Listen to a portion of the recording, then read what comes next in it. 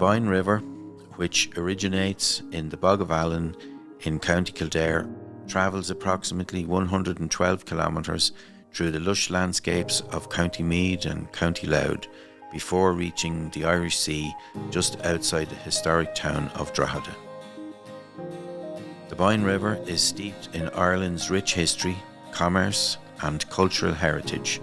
The river was of great importance for trade and transportation during the medieval period, where Drogheda emerged as a major port town. Beyond its historical Battle of the Boyne in 1690, the Boyne Valley is also a cradle of ancient civilization, home to the remarkable prehistoric passage tombs of Newgrange, Naud and Dowd, which date back over 5,000 years and are recognised as UNESCO World Heritage Sites. My name is Stephen Early. I am chairperson of the Boyne branch of Inland Waterways Association of Ireland, IWAI for short. We wanted a film to show the Boyne Canal and navigation from Drogheda to Navan. I took on the project with the support of St Oliver's Community College in Drogheda. The feeling was to have short episodes of film and show everything of interest along the navigation from the Irish Sea to Navan. The name, Stories from the Boyne Valley.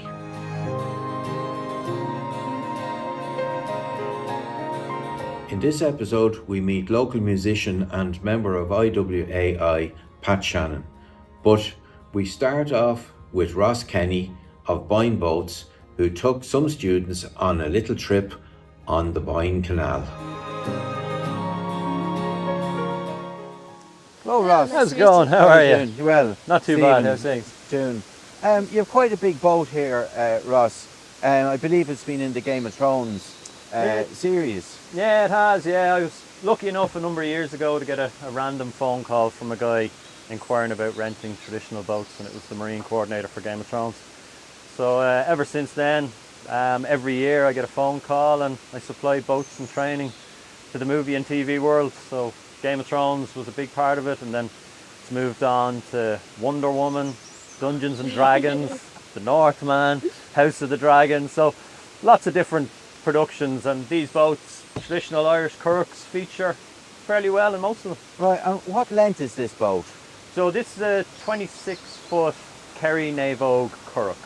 Kerry Navogue. Navogue. So Okay. Navogues are traditional to West Kerry. So this would have been an offshore boat to the Skellig Rocks, out to the Blasket Islands. And currach is the Irish word for skin boat, so this is soft. Okay. It's not a solid boat.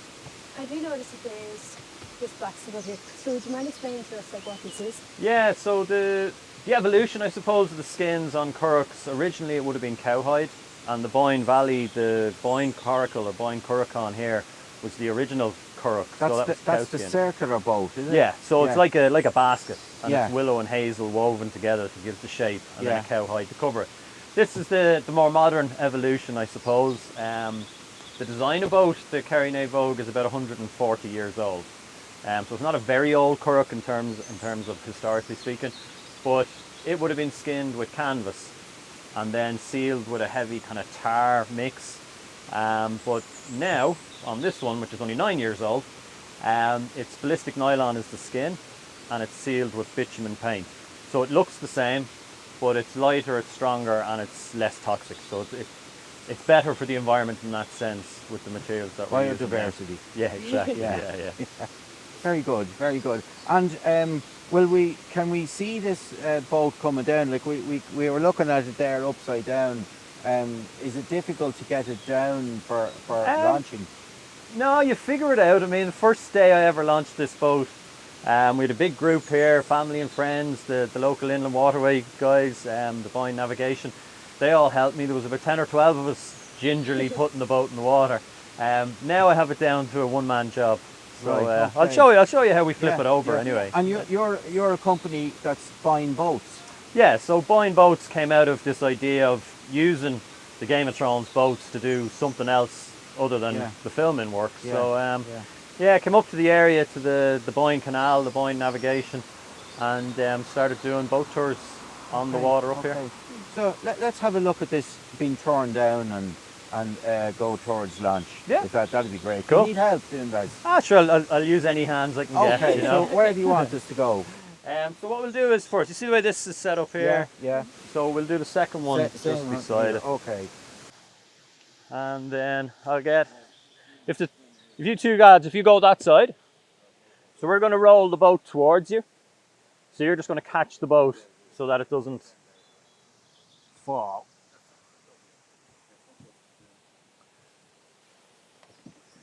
Okay, and just let it roll towards you.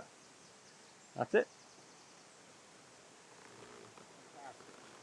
And that's the inside of the boat. So looks a bit different. So all of this is handmade.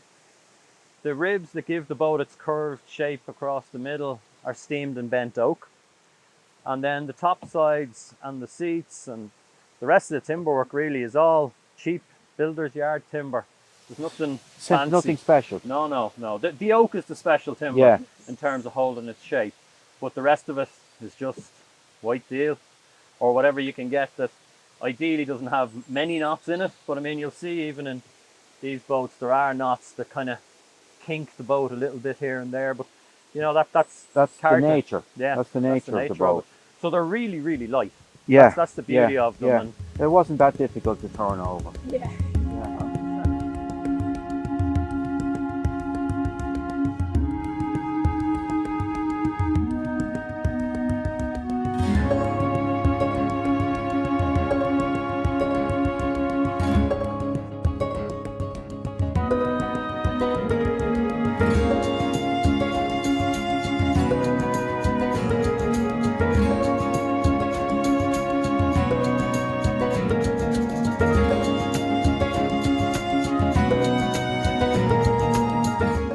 I've heard a lot about the mythology of the river, so I was just wondering, does that play any part in your work? Absolutely, yeah. It's funny, when I started out this business in 2016, I thought I'd have hundreds of Game of Thrones people lined up to get on the boat, and couldn't have been further from the truth. Turns out Game of Thrones territory is Northern Ireland, not Southern Ireland.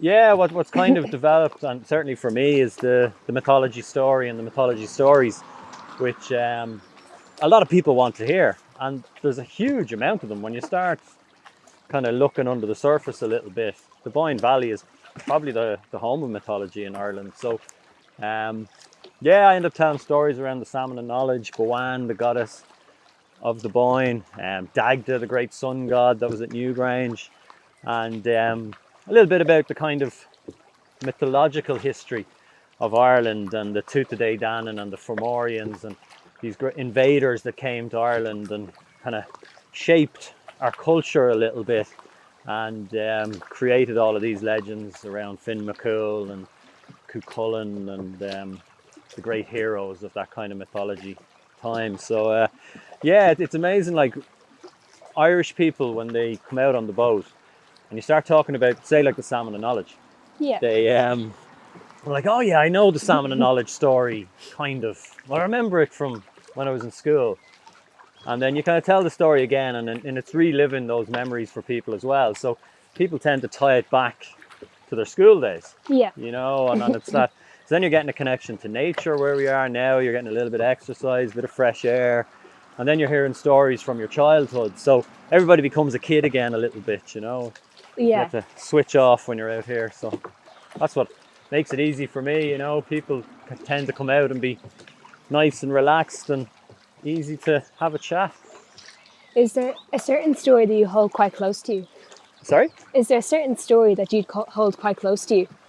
Well, the story of Boyne, the river goddess, I suppose, would be a big one because of where we are. I mean, we're only 50 metres away from the river here on the Boyne Canal. So to tell the story, I suppose, in ancient Irish history there was a well called the Well of Sagass, and it's on the border between County Meath and County Kildare. And this well was surrounded by 9 hazel trees, and it was said that the 9 hazel trees held all the knowledge of the world. And they'd drop their hazelnuts into the well and create knowledge in the water. And the kings at the time could go to the well, drink some water and gain some knowledge. Yeah. And at one point there was a king called Nocton, and his queen was Boyne. And she didn't like the fact that it was just the kings that could gain the knowledge and not the queens. So one day, maybe being Ireland's first feminist, she decided to go against the word of the gods and see could she gain some knowledge. So she went to the well, and in defiance of the gods, she walked 3 times tuathal around the well, which was against the sun, or anti-clockwise, and that was a big no-no. And then she opened up the well to try and draw some water. And when the gods realised what she had done, they were very angry. So angry that they sent forth a great flood. And it was such a great flood that it gushed up out of the well and washed Boyne away down to the sea, about 70 miles away, so creating the Boyne River and Boyne Valley. So Boyne is known as the goddess of the Boyne, because through her action, the river was created. And at the same time, all that knowledge got washed out of the well and into the new river. And it's said that the Irish unleashed the knowledge on the world, but of course we diluted it for the rest of the world. So we're still the cleverest. But then the salmon came swimming up the river, the salmon ate the hazelnuts, and so we have the salmon of knowledge. Yeah. So I think it's nice the way the Boyne story ties into the salmon of knowledge story then as well. Yeah.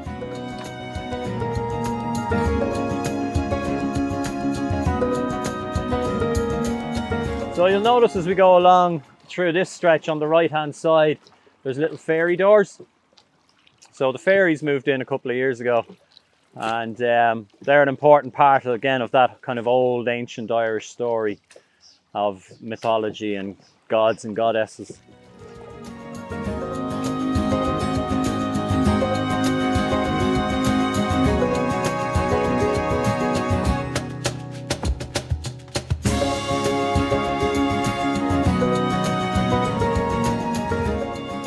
So the bridge we're going under, that archway is about 260, 270 years old. So the stonework in it is amazingly well done. And it's part of the Boyne navigation, or the Boyne Canal. So all of this out here is man-made. So where we're going along on the water, this was all dug out by hand, by shovels and pickaxes and a lot of hard labour. And then the work in the locks and the bridges done by master craftsmen. And a lot of it has stood the test of time, but it was abandoned about 100 years ago and left to nature.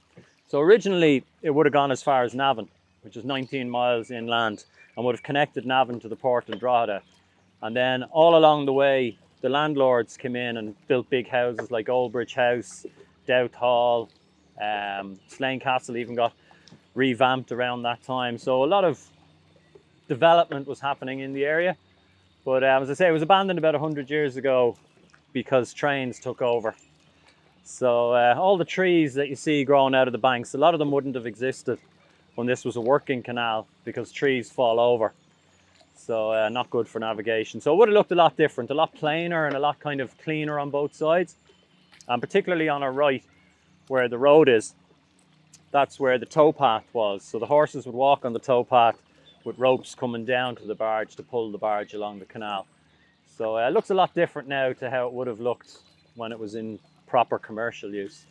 And it's in a slow state of restoration at the minute. So this stretch here is the first piece that has been restored. So the Boyne branch of the Inland Waterways have spent years working away on this, cleaning it out, all voluntary, and got some funding together, replaced the lock gates at either end, and we now have guaranteed water in this piece of canal, which connects 2 miles of river upstream, almost as far as Newgrange, all the way back down to the sea and Drogheda and out to, well, New Zealand if you wanted to go as far as New Zealand. But it's an amazing stretch of water and gives you that sense of what it would have been like hundreds of years, thousands of years ago, to go up the river into that area of Brunabonia, and how it must have felt for people to be coming home up along that, what was the highway of the time, which was the river. But everything was a lot slower back then.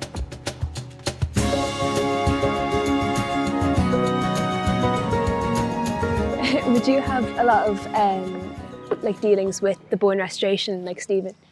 Yeah, yeah. Like Stephen and the lads, they come out as much as they can, like when they can get the volunteers together. So Saturdays would be their day, and I'd be in contact with them quite a bit because every now and then there might be a particular job they want to do. So it might be clearing away fallen trees, which happens occasionally.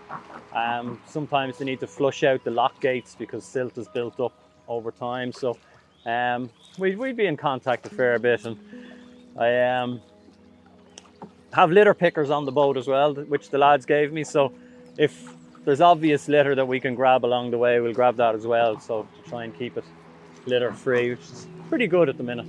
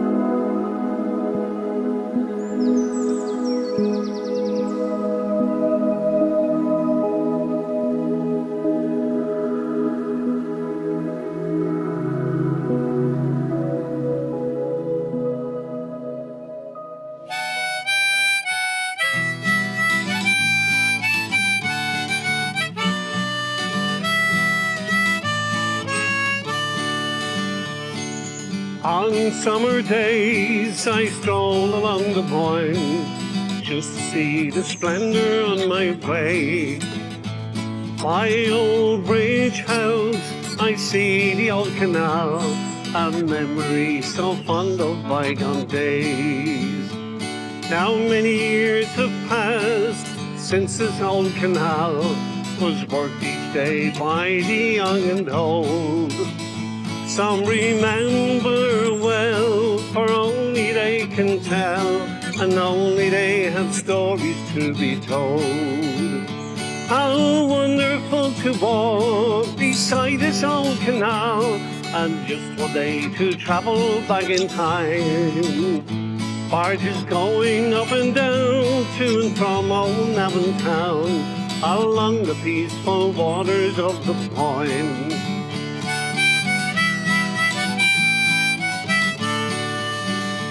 As I make my way upstream, by bridge and log I dwell, I see this man-made wonder in decay, with fallen trees and weed lying in its bed, a sorry sight this tranquil waterway.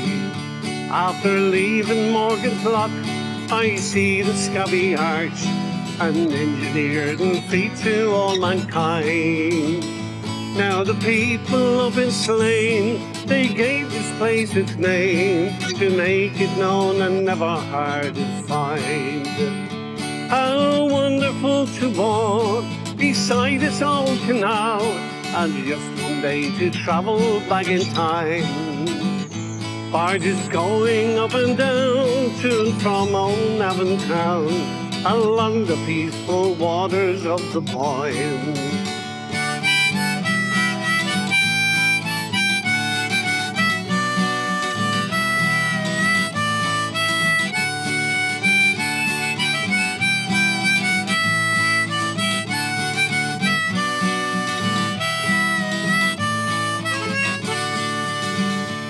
Now it seems a shocking sin, spices, bases, beef to live, and all along the ramparts so unclean. But maybe some fine day, someone will find a way to reopen it and fill my greatest dream. How wonderful to walk beside this old canal, and just one day to travel back in time.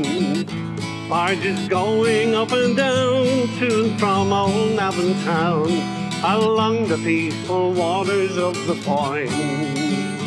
Barges going up and down, to and from old Navan town, along the peaceful waters of the Boyne.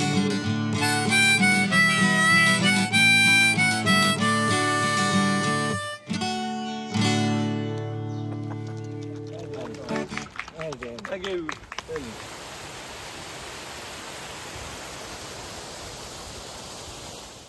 Hi Pat, how are you? Hi. My name is Dean and I'm Tig. Hi, Tig. we're just here to talk about your song. We heard a snippet of it and it's absolutely incredible, and I was just wondering where you got your motivation from.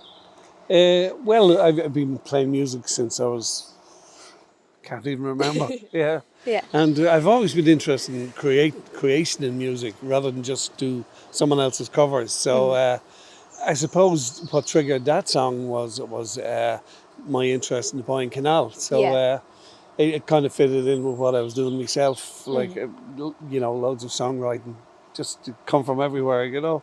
Yeah. So that's how the Boyne Canal song came to be in place. Okay. Yeah.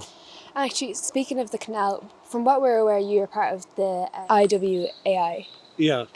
Was that where your love of the canal sparked from, or like what prompted you to join the restoration? I always loved to walk in the area. Like, I mean, loved to just to explore and up through forests and the whole lot. So I stumbled onto the canal and I started walking between here and Navan, and it's incredible between here and Navan, all the things to see, like the likes of Newgrange and Nelton, Doubt and all that along the way. Yeah. And from there, I just developed a whole interest in the canal. Like I said, geez, it would be fantastic if this was opened again to tourists and locals alike. Like, and from there, it just snowballed in my brain. Like, and I wanted to get involved in the opening of the canal in some way, help out. So in the 1980s. Which was when I developed first developed the interest. I joined the IWAI, the Inland Waterways Association of Ireland, and like our chairman Stephen Early, that's probably when he developed his interest. Yeah. We never crossed paths until recently in the last year or two, but we started up a branch here in the 80s, and we worked like Trojans. Except for it lasted a few years, and unfortunately I was doing a lot of travelling at the time with music, and it kind of went by the wayside until these guys, Stephen and his gang, started up again in the 2000s, and they've done remarkable work here, you know. They really have. So that's just it, yeah. Yeah. So you talk about being a musician a lot. It's clearly a very large part of your life. Yes. How deep is your connection with the music to the Boyne, would you say? Like, why do you love singing about the Boyne so much? Well, as I've just said, like the Boyne is one of my passions, and especially the canal end of it, to have it open again. So the song "The Peaceful Waters of the Boyne" is two versions. There's one, the canal version, which you've just heard, and there's also the river version, as I call it, and it brings in places like Tara and Newgrange and Trim Castle and all that stuff. Yeah. But the Boyne is remarkable. It's so underrated in this country. It's they talk about places like Killarney and all the rest. We've got Killarney here every bit, you know, and people don't realise it. You know, that's just it. So it's my association with the Boyne clashes with my songwriting. So that's how it all came to be. Yeah. And actually, on your song, I noticed that you mentioned a lot of very specific places like Scabby's Arch or Slane and Navan. I was just wondering, do any of them places hold a specific feeling to you? Like, do you have any specific memories from them places that prompted you to include it? The Scabby Arch is remarkable because when the canal builders went to go from up into Slane itself, into the village of Slane, they encountered this massive big piece of limestone. Yeah. It's massive like it. And they had to dig and blast their way through this. And it made an archway and put the canal underneath. Big enough to have fair-sized craft sailing underneath. Yeah. And it became known, I don't know the story behind it. Maybe our chairman, Stephen, does, but I don't. But it's become known as the Scabby Arch. Now, why it is, I suppose, Yeah. I don't know, kids were poor and scabby at the time. I couldn't tell you. Yeah, but there Yeah. you go. But that's one place I love. Mm. Another one would be, well, of course, we have the Old Bridge stretch here, and the next one is a beautiful stretch. We have lock gates and all in place up there in Yeah. Stilleen, and that's a beautiful stretch. It runs, you can see, Newgrange and all the rest from the far, across the bank. Yeah, it's stunning. Yeah, it is Yeah. really good. Yeah, it's remarkable. There's so many, as I say, to see. There's much to see along the Boyne and the canal. It would take you weeks to see it all properly. Yeah, and that's just it. Yeah. Yeah. So, what are your plans for the future of the canal? Is there anything you have in mind, what you want to do with it, or do you want to bring more people in to see it? Well, our plans is to get loads of money and reopen it again. Just but yeah, we come out here every other week and work parties, and we're all volunteers. Nobody gets paid, and we come out and we work hard to try and keep nature back basically from the canal itself in a friendly way, Yeah. and. We all work very hard, and our future plans is just to keep on going, go right up towards Navan. We have another section of our branch in Navan, and they're working their way down. So one of these days, hopefully, we'll all meet in the middle. Yeah, so that's just it. Yeah. Yeah. And with your songwriting and with your connection to the canal and the restoration, Yes. have you come across any like notable people that we should know? Is there any like stories that you came across that like interest you or anything about the history or just Yeah. Well, I mean, the Boyne itself is absolutely saturated in history, as you know yourself. Yeah. From it Boyne rises in a place called Carbery in County Kildare, and makes its way out to the sea, right down here. Right towards Drogheda and through Drogheda and out beyond. And all along the way, you've names cropping up like people like Cromwell and different poets. We have Ledwidge out in Slane. And they're fantastic. They're really, really part of the great history of the Boyne. Yeah, there. So the names that you meet along the way are incredible. Yeah, yeah. So yeah, it's all, as I say, so interesting. It's along the way. Like it's we've the Battle of the Boyne, for instance. We have King William and King James, and they're not around these days, but you've certainly left a mark in the area. Yeah, that's just it. Yeah. Thank you very much for your time, and thank you for speaking to us. Thank you so much for the information, Pat. We really appreciate you. Thank you very much indeed for interviewing me, and you've been so good. It's great talking to younger people. You're the people that's coming up, and hopefully you'll get involved in similar, even this. Yeah, so there you go. Yeah, it's been a pleasure. Thank you very much. A big thanks to our guests, Pat Shannon for the wonderful music, and to Ross Kenny of Boyne Boats. And join us for the next episode of Stories from the Boyne Valley.